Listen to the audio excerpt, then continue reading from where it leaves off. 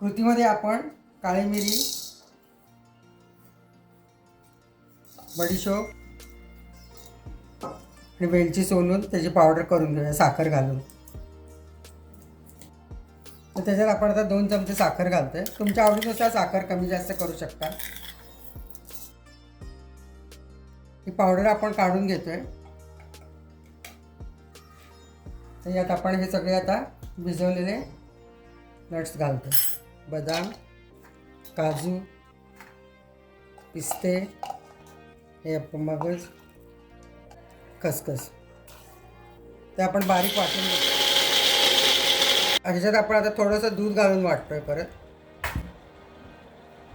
आता बडीशोप, वेलची, काळी मिरी आणि साखर आणि केशर पण आहे, हे सगळं घालून परत वाटतोय. मिक्सचर आपण आता गाळून घेऊया. आपण वाटलेले सगळे ड्रायफ्रूट्स आणि दूध एकत्र करूया.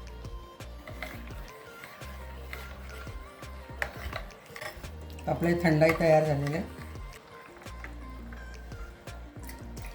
आपण थोडेसे पिस्त्याचे काप घालून सजवूया. थोडंसं केशर घालूया.